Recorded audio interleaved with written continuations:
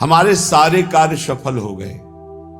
हमारा मानव जन्म लेना सफल हो गया, हमारा वैराग्य लेना सफल हो गया, हमारा साधन मार्ग सफल हो गया। क्यों?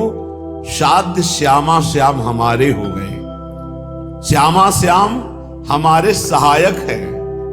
किसके बल से? बोले आचार्य के बल से। सर्वश्रेष्ठ पद हमको प्रदान कर दिया। क्या? सहचरी पद, उपासना का सर्वोपरि सहचरी पद प्रदान कर दिया। इसलिए हम बार बार बलिहारी जाते हैं अपने आचार्य की, जिन्होंने हमारे भ्रम तम श्रम नष्ट कर दिए, सब सफल कर दिया, श्यामा श्याम जैसे सहायक दे दिए और उत्तम पद, राधा दासी पद, सहचरी पद प्रदान कर दिया। ये आचार्य कृपा से प्राप्त होता है। आचार्य कृपा पहले भी थी, अब भी है, आगे भी रहेगी। आपको सन्मुख होना है। आप जो ही सन्मुख होंगे तेवी आपको अनुभव होने लगेगा कि भगवान से भी ज्यादा कृपालु आचार्य हैं। वही भगवान आचार्य रूप में अवतरित होते हैं। पर जैसे भगवान हृदय में सबके विराजमान हैं, पर माया का प्रपंच रोक नहीं रहे हैं। जैसा मन आवे वैसा आचरण करो, वैसा दंड भोगो। लेकिन जब आचार्य की शरण में हो जाते हैं तो बड़ी कृपा होती है। तिहारे आगले पाछले अपराध हरिवंश खेवी। जब पहली बार ये शब्द पढ़ा था तो बहुत देर रोना आया था। कौन ऐसा कृपालु है? अभी तक जो किया वो तो क्षमा कर देंगे, आगे करोगे तो दंड भोगना पड़ेगा। ये सिद्धांत है। अब लो नशानी, अब ना नशई हो। लेकिन आचार्य क्या कह रहे? तिहारे आगले पाछले अपराध हरिवंश खेवी। पीछे जो हो गए वो और आगे जो हो जाएंगे वो सब हम देख लेंगे, वो हम देख लेंगे। तुम निर्विकार भाव से प्रेम में जाओ। तुमसे अगर त्रुटि भी हुई तो उसको हम भोगेंगे। तिहारे आगले पाछले अपराध हरिवंश खेवी, अस स्वभाव को सुनो न देखो। जैसा आचार्य का स्वभाव कृपा रूप जो अपधर्यो, प्रिया प्रीतम की कृपावतार आचार्य हैं। बलिहारी है उन भक्तों के चरणों में जो अपने आचार्य की ठसक में रहते हैं। मन क्रम वचन त्रिशुद्ध सकल मत, हम श्रीहित हरिवंश उपासी। श्रीपाद प्रबोधानंद जी महाराज कह रहे हैं, अहो विटसु कर प्रायोत्फुल्ल दस पशुस्ततः नामूढ़ श्रयते वृंदावन मानंद सागरम। थोड़ा कड़ुए शब्द बोल रहे हैं। ए भाई, विष्ठा भोजी सुअर, जूठी पत्तले चाटने वाला कुत्ता और भार ढोने वाला गधा, इस तरह का जीवन व्यतीत करते हुए तुम्हें लज्जा नहीं आती? तुम मानव देह प्राप्त किए हो। विष्ठा भोजी सूकर की भांति न पवित्रता का विचार है, न अपवित्रता का विचार है, न दोष का विचार है, न निर्दोष का। बस पेट भरना चाहिए। जैसे सूकर भागा घूमता है, ऐसे भागे घूम रहे हैं बस पेट भरने के लिए। मांस भक्षण, जो भी जैसा पवित्र जो भी, बस डालते रहो। बस उदर पोषण करना है। विष्ठा भोजी शूकर की भांति जीवन को केवल रसेंद्री स्वाद में नष्ट कर रहे हैं। अपनी अंगुली जरा कड़ाह में जब तेल पक जाता है तो डाल के देखो कैसा लगता है। उसमें तुम जिंदा जीवों को तल रहे हो केवल रसेंद्री भोग के लिए। हमारी जबान को अच्छा लगता है, यही जबान तुम्हारी नरक पहुंचा देगी, यही जबान तुम्हारी दुर्गति करा देगी। और कह रहे श्वान की भांति, जैसे जगह जगह ठोकर खाने पर फिर वही, ऐसे ही नाना प्रकार के क्लेश, अशांति, दुर्गति प्राप्त कराने वाले भोगों में बार बार गधे की भांति, जैसे गधे को बोझे से मतलब ऐसे पूरे चिंतन में वही विषय भोग, वही संग्रह, वही परिवार राग मोह, उसी का बोझा ढो रहे हो। श्रीपाद कह रहे अहो इतना दुर्लभ मानव देह पाकर विष्ठा भोजी शूकर कुकर और गधे की तरह जीवन व्यतीत कर रहे हो, तुम्हें लज्जा नहीं आती? अरे मूर्ख, इधर आनंद नहीं, आनंद सागर तो तेरे हृदय में लहरा रहा है। आओ श्रीधाम वृंदावन का आश्रय लो, कुछ दिन रुको, सत्संग सुनो और उसको मनन करो और आचरण में उतारो, फिर देखो आनंद मिलता है कि नहीं। श्रीपाद कह रहे, सोच्या सोच्याति सोच्यो हम महामूढ़ाति मूढ़धी हठात सर्वं परित्यज्य यन्न वृंदावनम श्रेय। सोचनी, महासोचनी, महासोचनी, तेरा जो समय व्यर्थ जा रहा है, महासोचनी, बड़ा कीमती समय। सत्संग बैठकर सुनो, चेतना पूर्वक नाम जप करो, बहुत कमाई करके यहां से नाम की चले जाओ, मुक्त हो जाओगे। अनंत जन्मों के पापों का हिसाब जमा है, अनंत जन्मों के। आप सोचते हो कि 2-4 माला जप करके हम पापों को नष्ट कर देंगे। 2-4 माला तो बहुत बात है, हम आखिरी नाम की बात करें। अगर आखिरी समय राधा निकल गया तो भगवत प्राप्ति पक्की हो जाती है। इसलिए निरंतर हम नाम जप करें, कौन श्वास आखिरी हो जाएगी। आपका शरीर स्वस्थ है तो आप मौज मस्ती काट रहे हो, लेकिन होश में रिपोर्ट आने वाली है। कर्म कोई ना कोई रूप रख करके आने वाला है, बहुत सावधानी की जरूरत। सबको समझाते हैं अध्यात्म से बुद्धि को पवित्र कर लो, नहीं सर्वनाश कर देगी। बिना भगवान की तब लगी कुशल न जीव कहूं, सपने हो मन विश्राम जब लगी भजत। नहीं स्वात्मारामम विषय मृग तृष्णाम भ्रमयति। आत्माराम पुरुष, भगवदानंद को प्राप्त पुरुष, भगवत साक्षात्कार पुरुष के ऊपर कभी किसी भी द्वंद्व का प्रभाव नहीं होता। कहीं पीतल को सोना मत मान लेना, नहीं तो वास्तविक भगवत प्राप्ति से वंचित हो जाओ। आज जिसको देखो, अरे आनंद कोश से आनंद मिल रहा है, अभी आनंद सिंधु में थोड़ी तुमने डुबकी लगाई है। सही ढंग से चलो तो आनंद सिंधु में डूब जाओगे, उन्हीं के अंश हो। श्रीपाद कह रहे, हठात सर्वम परित्यज्य यत्र वृंदावनम श्रेय। जहां वृंदावन विराजमान है, आओ एक बार सत्संग सुनो, थोड़ा बुद्धि शुद्ध करो। क्या बुद्धि तुम्हारी अपवित्र हो गई कि अपने जनों का ही नाश करते हो, अपना ही नाश करते हो। अरे मूर्ख, इतना अमूल्य जीवन मुक्त होने के लिए मिला, उसे बंधन युक्त कर रहे हो। अहो मौढ़्यम अहो मौढ़्यम अहो दुर्भाग्यमीदृशम महनपि महानंदे यन्न वृंदावने रतः। अहो मूर्खता, महान मूर्खता, महान मूर्खता। जैसे उसमें कहा सोचनी, महासोचनी, महासोचनी, इसमें कह रहे मूर्खता, महान मूर्खता, महान मूर्खता। जो इस संसार में मानव देह प्राप्त करके महाआनंद स्वरूप प्रभु का नाम जप नहीं किया, प्रभु की आराधना नहीं की, कभी धाम यात्रा नहीं की, कभी सत्संग नहीं सुना, भगवत चरणारविंद में प्रेम नहीं हुआ, महान मूर्खता, महान मूर्खता, महान मूर्खता। सांद्रानंद रसे वृंदावने पिनानुरज्यतः किं वा मम करिष्यन्ति ज्ञान भक्ति विरक्तयः। आनंद घन के मूल श्री वृंदावन धाम में यदि रसिकों का संग करके चित्त प्रेम में अनुरक्त नहीं किया तो तुम्हारा ज्ञान प्राप्त करना, तुम्हारा साधन करना, तुम्हारा वैराग्य धारण करना किस काम में आया। शास्त्रों का ज्ञान प्राप्त कर लेना तो उसका फल है कि अज्ञान से निवृत्त हो जाना। अज्ञान किसे कहते हैं? ब्रह्मा से लेकर के तिनके तक सब माया रचित है। सत्य है तो केवल प्रभु, उनका नाम, उनका रूप, उनकी लीला।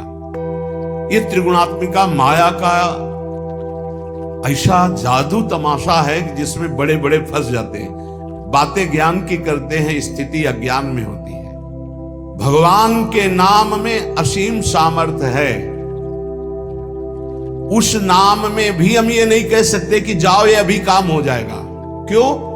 क्योंकि तुम्हारे पहले पापों का नाश करेगा। कितने जन्मों के पाप जमा है तुम्हारे, उन पापों का नाश, फिर भी नहीं काम होगा। पाप प्रवृत्ति का नाश करेगा, फिर तुम्हारे हृदय में परम अर्थ स्वरूप भगवान की प्रीति प्रकट करेगा। आप सब काम हो गए। भगवान की प्रीति उत्पन्न होने से अशुभ वासनाएं नष्ट हो जाती है। भगवत भाव में अद्भुत आनंद, ये है काम होना। सांसारिक कोई कार्य शुभ कर्म के प्रताप से हो भी जाए तो कितनी देर टिकेगा। विनाशकारी ये सब काल नष्ट कर देता है। विनाशकारी काल ये सब नष्ट कर देता है। चाहे जितनी उन्नति हो, सब अवनति में बदल जाती है। ये इतिहास पढ़ के देखो तो तुम्हारे होश उड़ जाएंगे। जिनके ऐसे ऐसे प्रभाव थे उनकी अब कहीं खोज भी नहीं है। जहां ऐसे महल थे, जय जयकार मचते थे, वहां जाले और कबूतर हग रहे हैं। जो बनी भी बनी है, महल बने हुए भी हैं, कुछ नहीं रह गया। काल सबको विनाश कर दिया। कुछ समय के लिए आए हो, एकमात्र भगवान की प्राप्ति, एकमात्र नाम जप कर लो। मन लगे न लगे वो धन तुम्हारे काम आएगा। धिंग धिंग माम पिशद विद्या कुलशील गुणोज्वलम वृंदावन रति प्राणहीनो शादी यथा सवः। धिक्कार है, धिक्कार है, धिक्कार है। बहुत प्यार भर के बोल रहे हैं, जैसे सोचनी सोचनी मां सोचनी, मूर्ख मूर्ख महामूर्ख। कह रहे धिक्कार धिक्कार धिक्कार। धिंग धिंग मां मपि सद विद्या कुलशील गुणोज्वलम।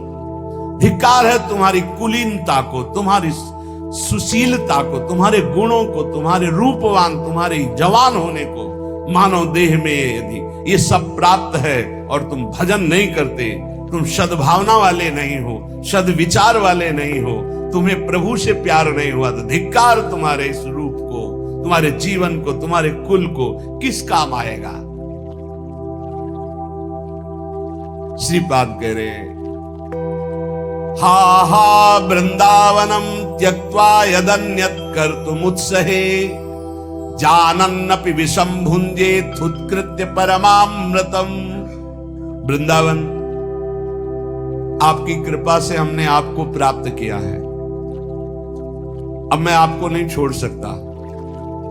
मेरा उत्साह कभी नहीं बन सकता कि मैं आपको छोड़कर जाऊं। अरे भला कोई परमानंद को त्याग कर विष पीता है क्या? ये संसार विष है। हे वृंदावन, आप परमानंद स्वरूप हो। जो आपका आश्रय ले लेता है, हरि उसका भार संभाल लेते हैं। धाम की एक बड़ी आंतरिक गुप्त महिमा है। जो ही आप धाम का आश्रय लेंगे तो धाम ही आपको संभाल लेगा। ये धाम चिदानंद कोई जड़ वस्तु नहीं है। और हरि जिसको संभाल ले उसको बिगाड़ कौन सकता है। सीम की चाप सके को तासु बड़ रखवार रमापति जासु। बड़े रक्षक भगवान श्रीपति जिसके हैं, उसका बाल बांका कौन कर सकता है। इसलिए उपासक को अन्य आश्रय में चित्त नहीं लगाना चाहिए। भगवत आश्रय, भगवत ऋषि जी कहते हैं, जाको राखे सामरो ताहि न नाखे कोय। अम्बरीश प्रहलाद ध्रुव कुंती नंदन जोय। कुंती नंदन जोय विभीषण गजपति ऐसे। दुर्वासा असुरेश सुरुचि दुर्योधन जैसे। दुर्जन रावण ग्राह देख दुख लगे न ताको। भगवत रसिक नरेश बाह गई राखे जाको। भगवत ऋषि जी कहते हैं, सर्वलोक चूड़ामणि अनंत ब्रह्मांडों के स्वामी भगवान जिसको अभय, जिसकी बाह पकड़, अभयत भुज दंड मूल पीनान सानुकूल। जिसको अभय दे दिया, जिसको शरण में ले लिया, जिसकी बाह पकड़ ली, कौन त्रिभुवन में से कुछ भय दे सके। सांवरे सरकार जिसकी रक्षा करे, उसका कोई त्रिभुवन में बिगाड़ नहीं सकता। देखिए, अम्बरीश जी को दुर्वासा जी ने नष्ट करना चाहा। क्या हुआ? त्रिभुवन में भागे घूमे, कहीं चैन नहीं मिला दुर्वासा जी को। प्रहलाद जी को हिरण्यकश्यप ने नष्ट करना चाहा। क्या हुआ? भगवान ने नरसिंह रूप रख के हर वरदान के बीच का रास्ता निकाल के फाड़ के फेंक दिया। न दिन है न रात संध्या, न अस्त्र है न शस्त्र, न खून, न जीवित है न निर्जीव, न ब्रह्मा का बनाया हुआ नर है, न पशु, नरसिंह रूप, न घर के भीतर है न बाहर डेहरी पे बैठे हैं। हर वरदान फेल कर फाड़ के फेंक दिया। और प्रहलाद जी के कहीं खरोच भी कभी पूरे जीवन में नहीं लगी। भगवत रसिक जी कह रहे ध्रुव जी क्या स्थिति थी, चाटा मार करके गोद में भी बैठने नहीं दिया है। तो इस सिंहासन का अधिकारी, जहां पहले नारायण का भजन कर और शरीर त्याग, और मेरे गर्भ से, सुरुचि ने कहा मेरे गर्भ से, तब इस सिंहासन में जाके भगवान की आराधना 5 वर्ष का बालक यही मधुवन में, मथुरापुरी में आकर के तपस्या की। क्या उस समय मच्छर नहीं थे, क्या सांप बिच्छू नहीं थे, क्या सिंह नहीं थे, कोई परवाह नहीं की, क्योंकि सांवरे सरकार का भरोसा 6 महीने में भगवत साक्षात्कार करके त्रिभुवन में सर्वबंदनी अटल पदवी प्राप्त करके चले गए। कुंती नंदन 5 पांडवों को बाल्यावस्था से लेकर मारने का प्रयास होता रहा। अंततो गत्वा दुर्योधन का सर्वनाश हो गया, पूरे परिवार का। महाराज युधिष्ठिर चक्रवर्ती सम्राट पद पर बैठे। सांवरे सरकार जिसके पक्ष में, उसका बाल बाका भी नहीं हो सकता, बाल बाका भी नहीं हो सकता। बहुत बड़ी बात है भीष्म प्रतिज्ञा। दुर्योधन ने जब देखा कि 10,000 महारथियों को रोज मारते हुए एक पांडव को खरोच भी नहीं आती, तो कहा भीष्म जी से कि पितामह मैं पहले से जानता था, सेनापति बनाने के पहले से आपको, कि आप हमारी कभी विजय नहीं चाहेंगे, आप पांडवों की ही विजय चाहेंगे, भले हमारे पक्ष से 10,000 महारथियों को मारते तो भी। तुमका ऐसा नहीं, मैं कोई पक्षपात नहीं कर रहा हूं, वो श्री कृष्ण द्वारा सुरक्षित है। बोले तो आपकी प्रतिज्ञा को कोई टाल सके ऐसा नहीं, आप हमारे सामने प्रण लीजिए कि पांडवों का वध करेंगे। भीष्म जी ने 5 बाण निकाले और कहा अगर कल जीवित रहा तो 5 पांडवों का वध निश्चित करूंगा। भीष्म प्रतिज्ञा। भीष्म जी अपने वचन के पालन के लिए अपने गुरुदेव परशुराम से युद्ध कर दिए, औरों की तो बात चले दो। अब बड़े आनंद में जय जयकार करता हुआ दुर्योधन निकला भीष्म के शिविर से कि कल पांडव प्रातःकालीन युद्ध क्षेत्र में, भीष्म जी ने प्रतिज्ञा की मारे जाएंगे। उसको पता था भीष्म जी का बल और उनकी प्रतिज्ञा, पर यह नहीं पता था भीष्म जिस बल से बलवान हो महाबल श्री कृष्ण है। और श्री कृष्ण पांडवों के पक्ष में गुप्तचर लगे रहते थे। तत्काल एक गुप्तचर पांडवों के शिविर में गया जहां भगवान श्री कृष्ण विराजमान थे, पांडव शयन कर रहे थे।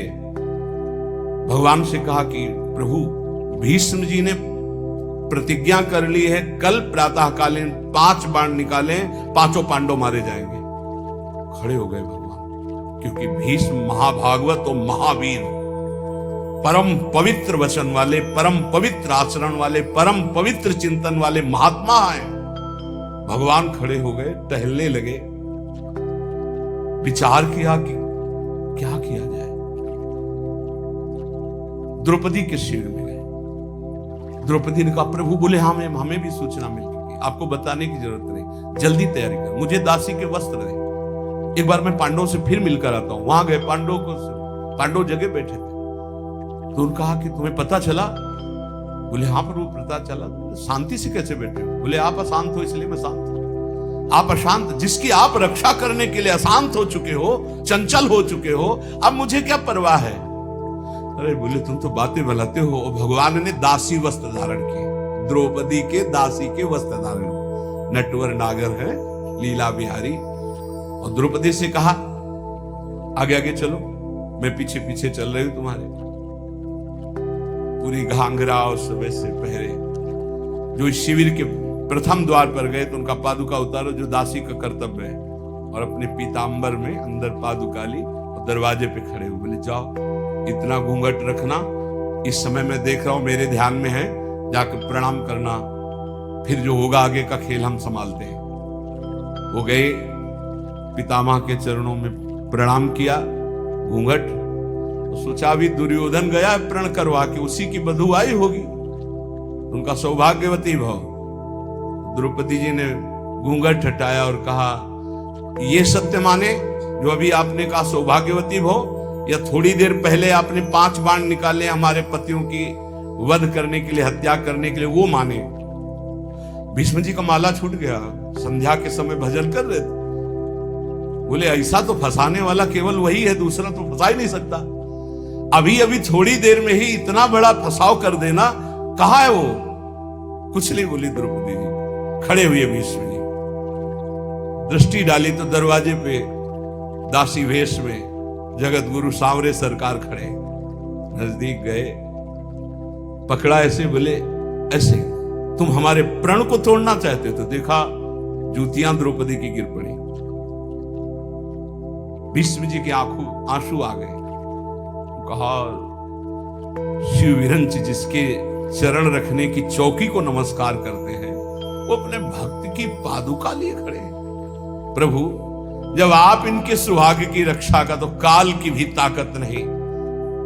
द्रौपदी से कहा, बेटी वास्तविक तो सौभाग्यवती है, इसके रक्षक श्री कृष्ण। फिर भाव बदला और कहा, हे कृष्ण, यदि आपने मेरा प्रण तोड़ा तो कल युद्ध में आपका प्रण न तोड़ दूं तो गंगा पुत्र शांतनु नंदन भीष्म नहीं कहा। जो भगवान बोले कि अपने भक्त के लिए एक प्रण की क्या बात, सैकड़ों बार झूठा कहा हूं तो भी मुझे कोई फर्क नहीं पड़ता। सच्चिदानंद भगवान कह रहे हैं, अपने भक्त के लिए मुझे 100 बार यदि झूठा कहलाना पड़े तो मैं 100 बार झूठा कहला, एक प्रण तोड़ने की बात क्या है? जाको राखो सांवरो ताहि न नाखे कोई, जिसकी रक्षा सांवरे सरकार करते हैं उसका कौन बाल बाका कर सकता है?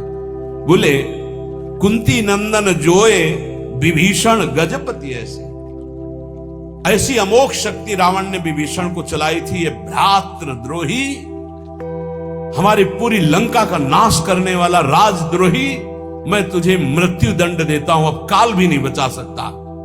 और मंत्र का शक्ति संचार करके जे ही भाले का प्रहार किया तो तुरंत विभीषण पाछे मेला, सन्मुख राम सहयो सोई सेला। भगवान ने उसको अपनी ताकत से नष्ट नहीं किया, तुरंत विभीषण पाछे मेला, सन्मुख राम सहयो सोई सेला।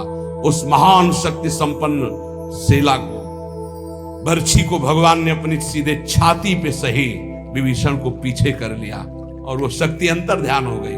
भगवान के कहीं सच्चिदानंद अंग में पीड़ा थोड़ी पहुंचा सकती है। कह रहे कुंती नंदन जो विभीषण गजपति जैसे। थक गया गजेंद्र जब देखा कि अब की झटके में ग्राह ले ही जाएगा, पुकारा हरि। भगवान गरुड़ जी को छोड़कर नंगे पैर दौड़े और सुदर्शन चक्र जी से ग्राह को परम पद और गजेंद्र को बाहर किया। जाको राखो सांवरो ताहि न नाखे कोई। विश्वास रखना चाहिए, हम भगवान की शरणागत हैं, हमारा कोई बाल बांका नहीं कर सकता। और जाको आदर हरि करे तासु अनादर कौन, जवासु अनादर हरि करे ताको आदर कौन। भगवत रसिक जी कह रहे हैं, जिसका आदर भगवान श्याम सुंदर करें उसका आदर कौन नहीं करेगा त्रिभुवन में, सबको करना होगा। और जिसका अनादर प्रभु कर दे फिर उसका कोई आदर कर सके ऐसा नहीं है। भगवान किसी का अनादर नहीं करते, पर जो भगवान की आज्ञा का उल्लंघन करता, धर्म विरुद्ध आचरण करता, पापाचरण करता है, फिर भगवान उसका अनादर कर देते हैं। जाको आदर हरि करे तासु अनादर कौन। जब सुपच वाल्मीकि की पूजा कराई तो राजसूय यज्ञ में बड़े बड़े महात्मा ब्रह्म ऋषि भगवान शंकर सब आए हुए थे। सब आश्चर्यचकित हो गए कि यज्ञ की पूर्णता ऐसे अकिंचन, ऐसे दैन्य महापुरुष के द्वारा पूर्ण कराई भगवान ने। राजसूय यज्ञ में जय जयकार मच गई, सबसे बड़ी पूजा हुई सुपच वाल्मीकि की। जाको आदर हरि करे तासु अनादर कौन, और जासु अनादर हरि करे ताको आदर कौन। जिसको हरि अनादर कर दे, तू मेरी आज्ञा का उल्लंघन करके मनमानी पापाचरण कर रहा है, तो कह रहे फिर वो कभी आदर का पात्र नहीं बन सकता जिसका भगवान अनादर। तभी लोग कहते भगवान से डरो, लेकिन आज इतना ज्ञान छाया हुआ है और सर्वनाश का खेल हो रहा है, सर्वनाश का खेल हो रहा है। कैसे कैसे दृश्य उपस्थित हैं आप लोग को संसार में। सीख लो ना इस संसार से, ये शिक्षा देता है, ये संसार शिक्षा देता है। नवीन नवीन पशुओं के शरीरों खा रहे तो उनके बच्चे वो गाड़ी से उतर करके जल लाने के लिए गए, शीशा लाख हो गया, पता नहीं कैसे आग लगी, चिल्लाता रहा पूरा परिवार गाड़ी में, वो बाहर ऐसे तड़प रहा है पानी लिए, पूरा परिवार जल रहा। खाओ तो दिखा रहे हैं तुम्हारे। ये बहुत सावधान, ये हम ऐसे नहीं चिल्लाते मांस मत खाओ, शराब मत पियो, पराई माता बहनों की तरफ पाप दृष्टि मत करो, किसी का धन अपहरण मत करो, ऐसे नहीं कह रहे। बहुत शास्त्र सम्मत बात कह रहे हैं, बहुत मंगल की बात कह रहे हैं। मान लो, अभी जबान को रोक लो, अभी गंदी बातें रोक लो। भगवान के नाम में बड़ी सामर्थ्य है, आपको बल मिलेगी।